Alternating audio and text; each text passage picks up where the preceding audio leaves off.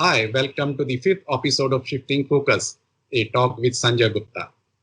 I hope all of you are safe and healthy. My name is Sanjay Gupta. I work with DS Group as VP, and I'm responsible for its packaging development and packaging procurement function. Here in this show, we invite business leaders, innovators, and game changers who speak their mind about social, economical, political, constitutional, environmental, and other issues arise due to this pandemic and way forward. Today, it's a very special day for us as we have invited Dr. Debasis Mondal, who is an associate professor of economics at IIT Delhi with their humanities and social science department. He will speak on various aspects of Indian and global economy, and his words would be important for all of us, specifically in current crisis. Dr. Mondal has done his graduation from prestigious the Ramakrishna Mission College, Belur Math. He has also completed his master's and PhD from Indian Statistical Institute. He has also done postdoctoral fellowship from NUS, National University of Singapore. He has published various papers on economics and has been honored with many awards, most importantly, Exim Bank's Best Researcher, Best Thesis Award. It was slightly difficult to catch hold of Dr. Mondal, but finally he is with us. So thank you once again, Dr. Mondal, for joining us. Thank you so much for your kind invitation. So my first question is, how do you analyze the pre and post-pandemic scenario with regard to global economy with respect to Indian economy? Are we still better off than advanced economies like USA, EU, Japan, Canada, and emerging markets and developing economies like China, ASEAN 5, Middle East, etc.? Because there would be a contraction in GDP worldwide, right from around 4.9% or 5%. And India is also looking forward for a contraction in GDP. So how do you see Indian economy versus the global economy? Yeah, I think this is a very pertinent question at this current stage. And in my view, I think Indian economy will definitely suffer, because it's a global pandemic and it affects all the major economies of the world, notwithstanding the developing economies and least developed economies. So if you think that the absolute GDP is contraction, so that's a very bad message for a country like India, because most of the people are rural and it's a developing economy. So I think the developed economy can still manage in terms of future strategies coming back and the economic impacts on the human life. So in that measure, developed country can do it a little better, but for a developing country like India, a contraction of GDP is a very bad message. So I'll think in terms of the comparative study, India has done so far very well in managing the pandemic in terms of restricting its spread. In terms of economic measure, I think in terms of economic effect, India's suffering will be, if I compare among the emerging economies, will be at par with countries like Brazil, China, even less than that, because I think one major point which will go in favor of India is less integrated in terms of trade of goods and services to the rest of the world. So I think compared to our last financial crisis, where India was relatively least affected compared to the other countries, in this crisis it will be far more severe. But still, its impact will be better compared to at least China, Brazil, and some of the other emerging countries. That's my view. So we might see some absolute contraction of GDP as projected by various financial institutions, and I think we will be also a little saved because of our less integration to the rest of the world, because our think the global share of trade in India is about 2% to 3%, and whereas the countries like China have more than 15 to 16% of the world trade share. So in that respect, it will be less affected compared to the contagion effect is considered. So it means India will be slightly better off than China and other parts of the world. Asia, that's what my feeling is, because those countries will be affected domestically because of lockdown. Those are at par with other countries, but those countries will also be affected more by the integration of trade to the rest of the world, where India's economy will be, as it stands, is largely domestic demand driven, and a major chunk of our economy is dependent upon the domestic economy. I think India's chances of recovery will be much faster and brighter than the rest of the emerging economies. Okay, so it's a good news for India, because initially IMF has predicted some growth in India, but their latest survey says that India will face a contraction of around 4.5%. So still, if you are saying that India will be better off than other countries, so means prospects are better. Yeah. So this is also contextual, because if you see the last financial crisis, we were affected, but not at par with the rest of the world because of, again, the nature of the financial crisis at that time. But we actually came back much more strongly compared to the other countries. So I think, in fact, if you remember, our GDP was very less the growth rate of GDP was less in 2008. But, in 2009 and 10, we more than doubled that rate of growth, which other countries struggled to do that. So in that respect, I think India's strength is much more domestic and internal, and I think we are capable of bouncing back from the lows that we are doing at this stage. Okay. So what were the factors earlier for bouncing back in that crisis? In fact, the other crisis was mostly related to the financial institutions and investment bank related crisis. And it was originated from the financial markets.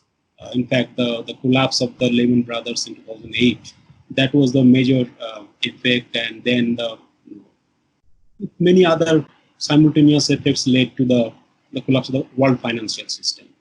Okay. But in this time, we not only have wealth or financial system related collapse like trade and integration of the world economy, but you also have health related crisis. So it's a double whammy in that sense. So you have health as well as wealth, both are affected. So I think in terms of recovery, we'll also see some of the recovery from the domestic front and health related front as well. So I think the recovery's prospect for India's economy is much more brighter than the rest of the world. That's my view.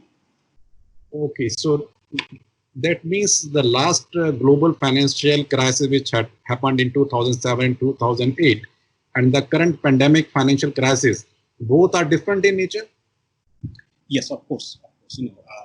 The financial crisis, the term financial crisis is for the 2007 and 8.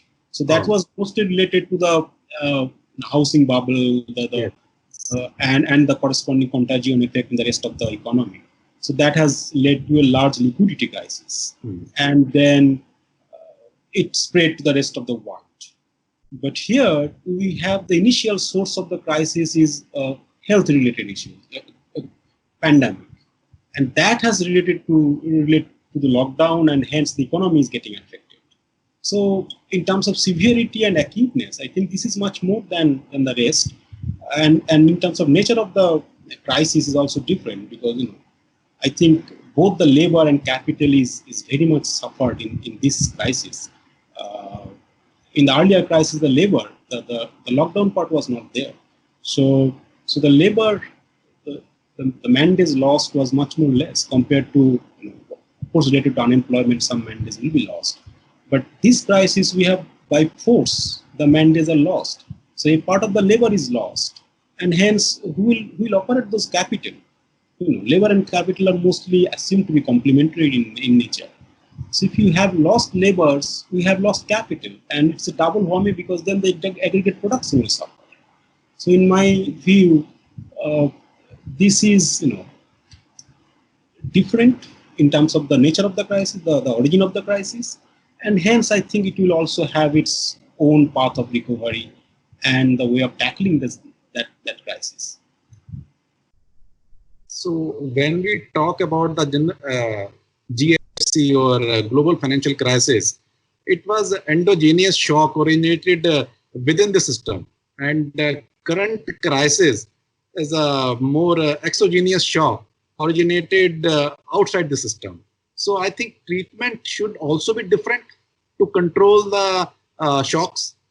Yes, you perfectly summarized it. So the earlier crises were mostly endogenous in nature because it was created within the system. We know that the way the financial system works, and the rating agencies lacking of the task of rating credits and other things, that led to a large financial crisis. But here it's mostly exogenous because the virus, health related issues is causing a force or forcing us to lock down the economy, and hence I think the economy's the intervention of the policymakers should also be different in nature compared to the last crisis. That's what I think. So do we see a major recovery in 2021? That a lot of things depends upon how scientists are coming up with vaccination and how the threat to the people about the virus is mitigated. I think the recovery will come once that health-related threat is gone. So the first obstacle of recovering is getting a virus which can effectively combat that disease, and then we can start of thinking recovering the economy. And when the first step is done, I think the recovery will be very sharp. Now, so analysis that India will be better off than the other countries. I think because it's also context, because if you remember in 2014 to 18, those 5 years, we were the fastest growing emerging economy, even surpassing China. We know of China from last 30 years. The rate of growth China has shown. I'm coming to my next question on this. China, India. Yes. So in that sense, I think the recovery will be also faster, and I'm quite hopeful and optimistic about that. Oh, thank you so much. Thank you so much. Good to see optimistic view from you. My next question is, India and China are both in elite club of 10 fastest growing economies in the world, whom nominal GDP contributes around 67% of the world's economic growth. But why India has fallen behind China in last 30 years?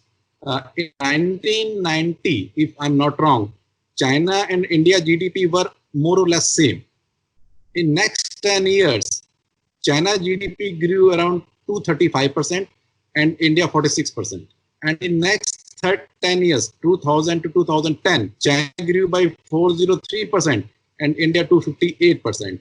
So I just want to understand why it happened, and what are the sectors that dragged India behind, and what are the sectors that pulled India up in productivity and economic growth. So slightly a large question, but in today's context, it seems very important because all of us are confused on some emotional issues also. Yes, I think this is a very important question in terms of comparing two comparable countries in this world, and these two countries, as you rightly said, account a larger chunk of world GDP. In fact, I think India was doing very well earlier, before 70s. In fact, if I remember correctly, around 1970s or so, China was in fact behind India, even in terms of per capita income of the two nations in the international dollar, so that you can compare their living standard. Exactly at 1990 to 1991, China took over And that fruit that China is getting since 1991 is a hard work that they have done from 1975 onward. Because the reform that China started in 70s actually gave the fruit in 90s. So I think, in my view, the reform that India has started in 91 and still continuing would definitely give the fruit in next, in future or coming years. But the major point is the rate of investment, the way that people save in each country. So if you look at what is behind China's such a huge prosperity, or which is led by the economic growth rate, is because of the huge amount of investment that they made in infrastructure, in financial infrastructure also, especially in banking and services. Whereas in India, we could not catch up to those level of investment. In fact, if I relate to the recent projections that Indian economy would like to be a $5 trillion economy, I think many people ask the question, okay, to be at that level, what should be our level of investment today? And then comes out, roughly 50 lakh crore in a year. If you invest, then you can imagine that kind of a growth rate. But that's a huge task. So it's not only physical infrastructure investment, but also intangible investment, like reforming the labor laws, reforming the bureaucracy, the way informal and formal sector interact in this country. So there are many intangible things also, along with tangible things, that makes the country prosperous. So China did that very well because there are other systems, mostly political systems, support that. But in India's case, I think that's very slow because of the nature of the country. But I'm hopeful that India will also overcome those things, even if we are slow, but we are steady. Because if you see, after the reform in 1991, we are steadily increasing our economic growth rate. And the fundamental of this is the productivity growth rate. So in China, the productivity growth rate is much higher compared to what we do in India. By productivity, I mean the labor productivity, like how much one unit of labor can produce in India and how much they can do in China. So of course, they can do much more in China compared to India. Now, economists, formally they tackle these kinds of issues in other ways also. So they look at the sectors in an economy. So we have agriculture, we have manufacturing or industry, and we also have services. Now, if you now decompose the economy in these three sectors and see how many other emerging countries, not only China, have done that, we'll see that the major culprit is the reform in agriculture in India. So that's why when the recent finance minister announced that the agricultural reform in, I think, mid-May, I was very hopeful and ambitious that that's what is needed in India in the current context, because agriculture is one of the sectors in India that is dragging it behind because people are not moving away from agriculture and joining in industry and services. And in some cases, they even bypass the manufacturing and joining services. So the structural transformation is lacking, is very slow in India, which is much more faster in China. It was faster in today's developed country like Japan, like South Korea. Forget about the United States because that has done it much earlier in mid-1800s. So I think the heart of this problem is the way the laborers are being moved from one sector to the other sectors. And there we are lacking. And that is giving us a low growth rate in terms of its actual output. So if somehow we take the policies which makes agriculture much more productive,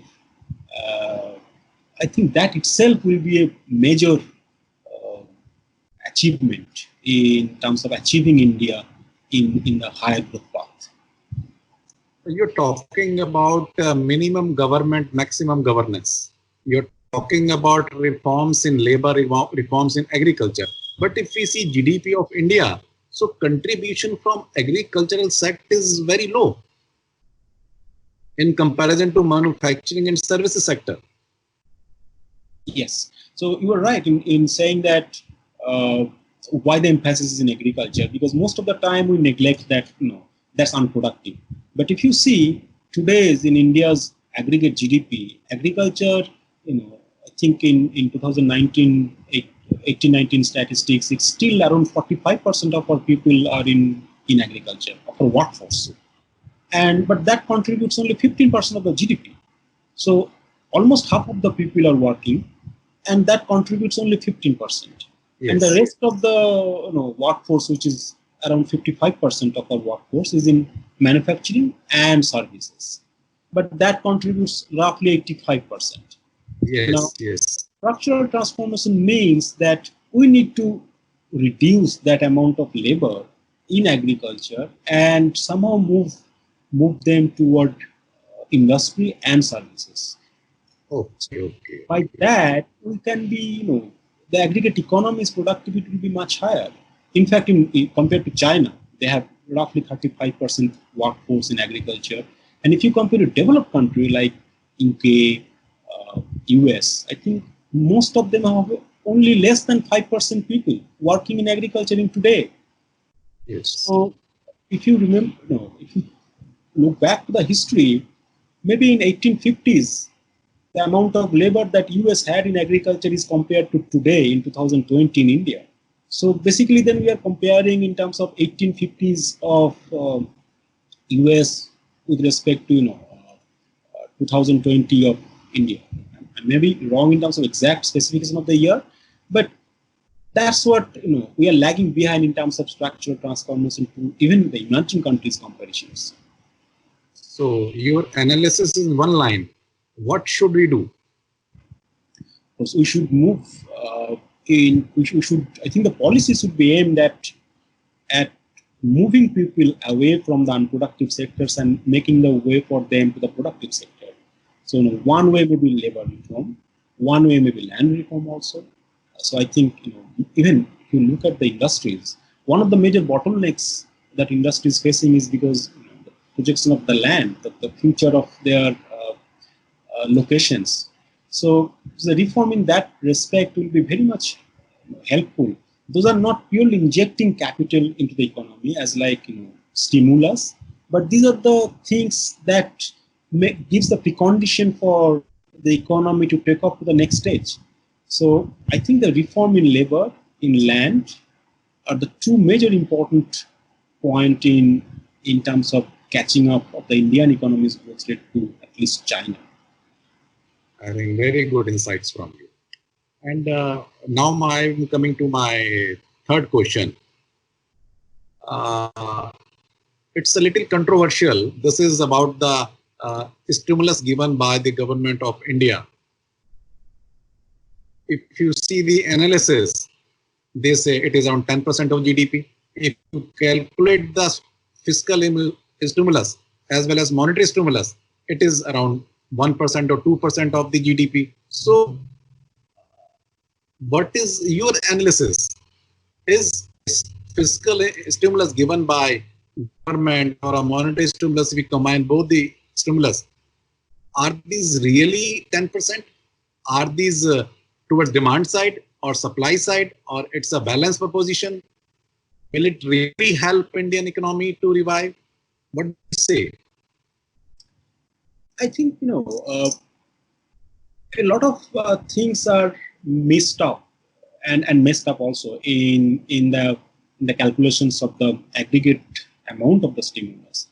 But technically speaking, I think 20 lakh crore is around 10% of India's GDP. Yes. So now if you see the whole set of announcements starting from I think third week in the April to end of April by RBI, and then followed up by the cabinet decisions, and then again in the middle of the May, I think it was on 12th May when Prime Minister announced about the stimulus package.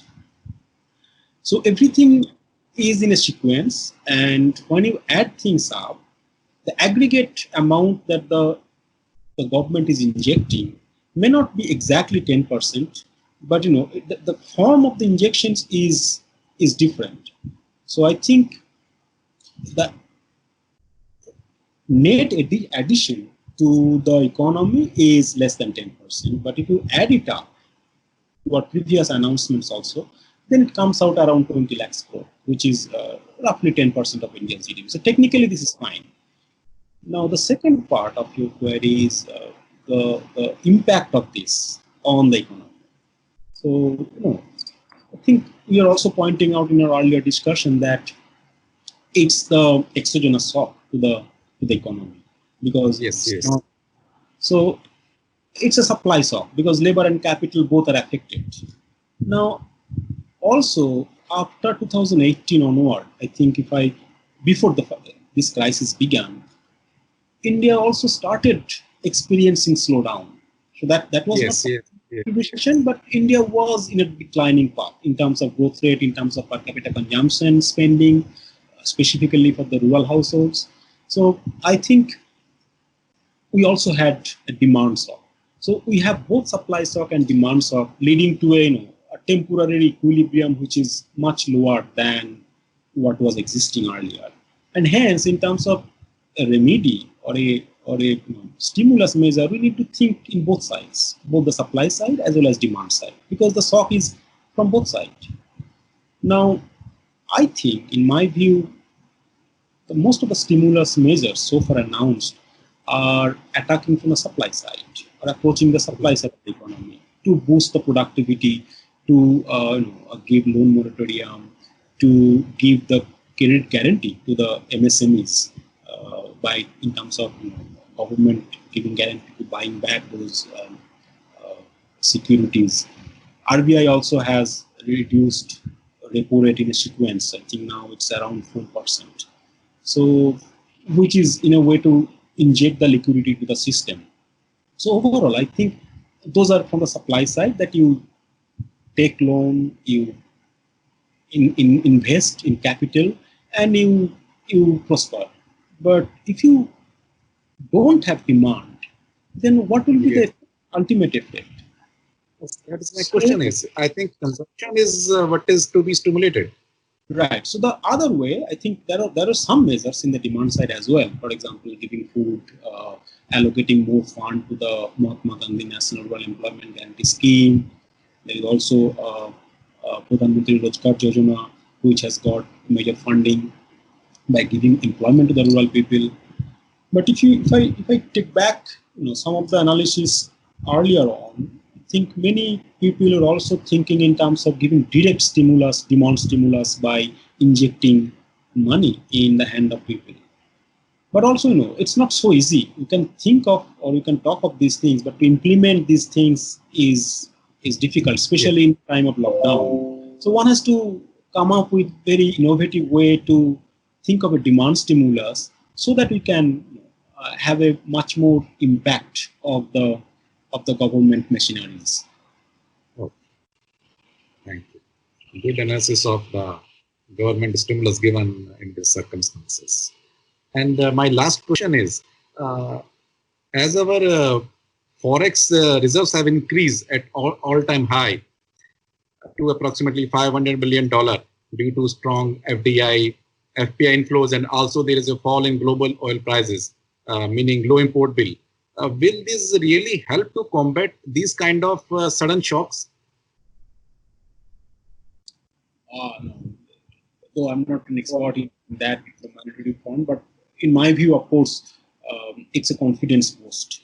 If you have your forex reserve more than $500 billion, which if I can roughly think of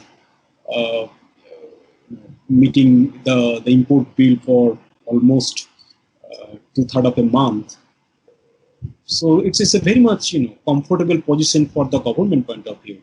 So if you remember the 1991, when the major reform in India started, that was because of the balance of payment crisis, partly because of the balance of payment crisis, and that time the foreign exchange reserve was very minimal amount. So in that respect, I think we have much more comfortable positions in terms of our foreign exchange reserves, and it will give a psychological impact to the government, and also, of course, in the eyes of the international lenders about the sovereignty of our nation. So So I think those are important in terms of giving fiscal and monetary stimulus for the government. My last question, are you still hopeful and optimistic? Yes, I'm very much There's a lot of criticism in the industry among all of us. So what do you say? Are you still hopeful that things will be fine in the near future? Of course. I think that, as I told, that the first step of this problem is a virus. The moment that virus is tackled by some kind of scientific discovery, we just don't need to wait too much to get the economy back to the previous and stage. In fact, the lesson from the past recessions is much more ambitious than what I am. But the economy has been more than doubled in the next decades, or even by less than the time of that. So once we have the first stage of the problem tackled, I think we'll be on track. So I'm very much hopeful and optimistic about that path. Oh, thank you so much. Thank you so much. Because it will give some kind of confidence and ray hope to the industry that things will get definitely better and best in the near future, in maybe in a middle term or a longer term period. So we keep on working hard. And if we sum up your views, that again I'm saying that minimum government, maximum governance, and what reforms India started in 1990s, definitely India will get fruits in near future. And you are saying that we should do more reforms in agriculture and labor and land. And as our forex reserves are quite bright and quite high, so it will definitely give some confidence to the system. Anything else you want to convey to all of us? I think it's a very good part also for summarizing from your end, and happy that things are coming in a positive way. So I hope everybody will be having a very safe and prosperous life in future. Okay. Thank you so much, and take care of your health. And I wish all the best to you. Thank you so much. Thank you. Thank you.